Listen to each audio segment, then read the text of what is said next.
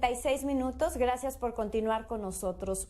Platicábamos hace un momento, le presentábamos algunas historias de un fenómeno que tiene muchos años en nuestro país y que se ha agudizado como un efecto colateral de esta pandemia. Me refiero al trabajo infantil, que conlleva también a la deserción escolar. Platicábamos ya, veíamos las historias. Vamos a hablar ahora con especialistas sobre este tema, qué es lo que está pasando y sobre todo qué es lo que se puede hacer para frenarlo. Y por eso me da muchísimo gusto platicar esta mañana con Mónica Llerena. Ella es integrante del Consejo de Red por los Derechos de la Infancia en México. Mónica, ¿cómo estás? Buenos días. Hola, buenos días. Muchas gracias. Muy bien. Feliz año. Muchas gracias, Mónica. Igual para ti. Antes de entrar a la situación actual durante la pandemia, me gustaría que nos dieras una radiografía, nos contextualizaras un poco cómo estábamos en México en materia de trabajo infantil en el 2019, previo a esta pandemia por COVID-19.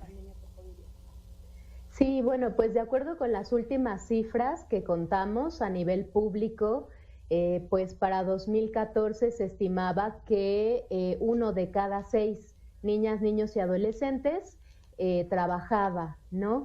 Esto representa aproximadamente 2.536.000 niñas, niños y adolescentes. Y pues bueno, con las características específicas de este fenómeno, que es que pues niñas y niños cuando trabajan corren un mayor riesgo de desempeñar actividades que pongan en riesgo su integridad física, su salud, que impacten el acceso o la permanencia en la escuela. Entonces, pues bueno, esta es un poco la realidad que teníamos previo a la pandemia. Y pues bueno, tanto la UNICEF como la OIT en junio del año pasado ya advirtieron que se prevé el aumento del trabajo infantil a causa de la pobreza.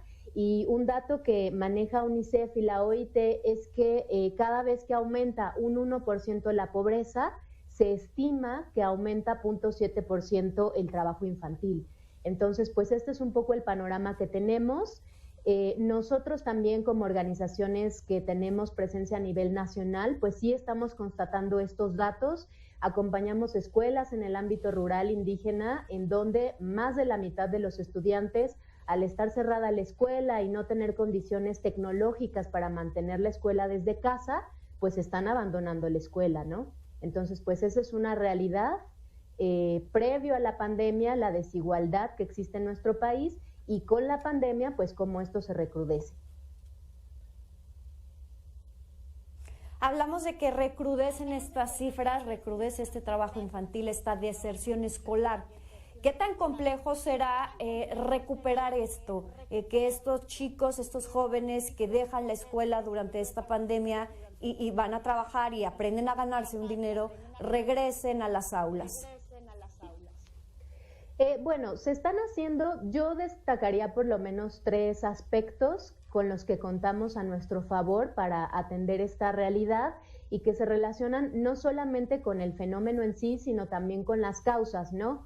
O sea, un primer aspecto es, sabemos desde esta nueva administración federal, los estudiantes están contando con una beca, esa es una transferencia directa que en el corto plazo de alguna manera está ampliando las posibilidades en términos económicos, ¿no? Sabemos por el estudio multidimensional de la pobreza que no solamente se trata de factores económicos de ingresos, sino también de carencias sociales y de calidad de vida, que se asocia con el acceso a otros derechos como salud, educación, infraestructura de la propia escuela, de la vivienda, etcétera, ¿no? Entonces, pues bueno, entendiendo que el trabajo infantil de alguna manera está asociado a la pobreza, de acuerdo con las cifras que contamos, por lo menos 1/4 parte de los niños y niñas que trabajan lo hacen y por motivos de que en su casa requieren de su trabajo o requieren de mejores ingresos económicos. Entonces esto significa que bien estas transferencias directas mediante los programas de beca sí contribuyen de alguna manera a esta mejora económica de las familias que tienen estudiantes o niñas y niños que están en la escuela, es una parte. Otra parte también, por ejemplo, son los esfuerzos que se están emprendiendo desde UNICEF y otras instancias internacionales en donde se disponen y se incentivan sistemas de alerta temprana de niños y niñas que están en riesgo de abandonar en la escuela por motivos de pobreza u otros factores. Esta también es una medida relevante, así como también el aumento del salario mínimo, porque finalmente el trabajo infantil está asociado en gran medida a la pobreza, ¿no? Y a la desigualdad económica y con estas otras características.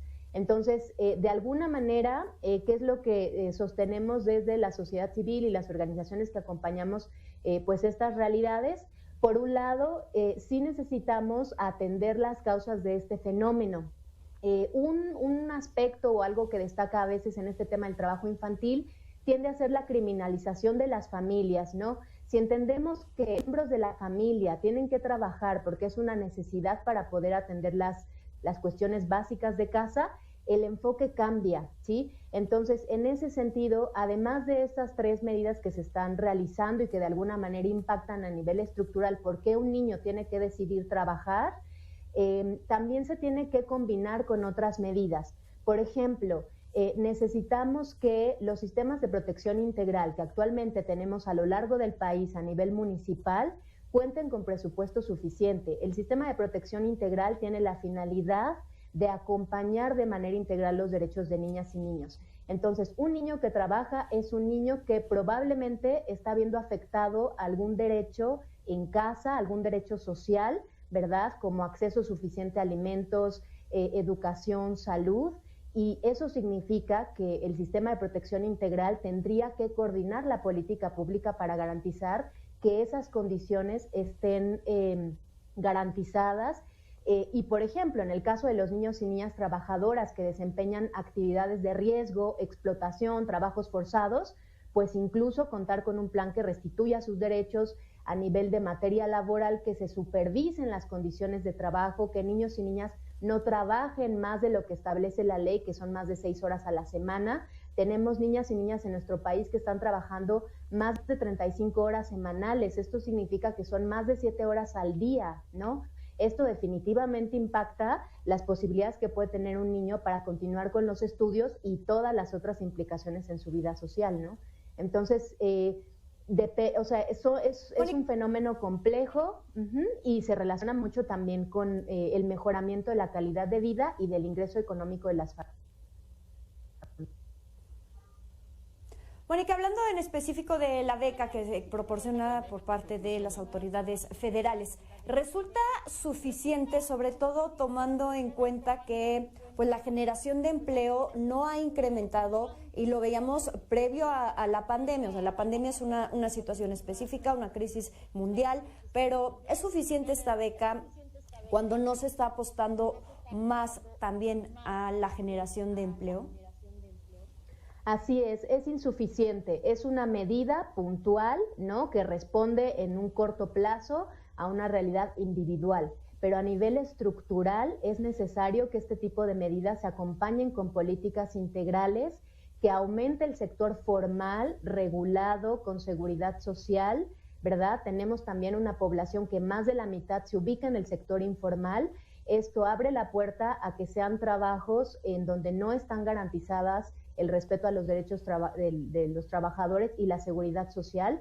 Entonces necesitamos eso, necesitamos, como tú bien dices, Jimena, que exista un trabajo con mayores regulaciones, con mejores condiciones, con seguridad social, y esto se va acompañado también específicamente en la agenda de niñez con una política pública integral con presupuesto suficiente que haga posible la coordinación de estos sectores. Entonces, niños y niñas hacen parte de un país. Desde Redim estamos proponiendo que el gobierno federal pueda incorporar una estrategia 26, el proyecto #26, que es: necesitamos atender cómo la realidad de la violencia armada que vivimos en nuestro país por el crimen organizado, donde estamos viendo desapariciones, homicidios, involucramiento de menores de edad en actividades ilícitas, también tiene que atenderse de manera integral, y no podemos obviar que existen también realidades en donde niñas y niños están participando de manera forzada en este tipo de acciones. Entonces, no es suficiente, es necesario una estrategia integral y coordinada, es lo que podría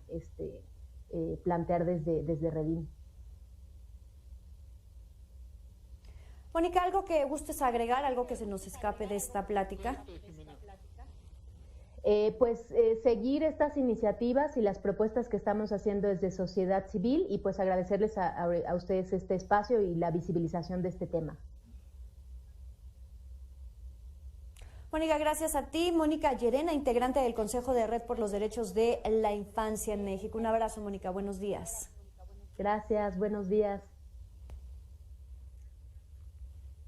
9 de la mañana con 46 minutos, tiempo de un corte, es breve y regresamos.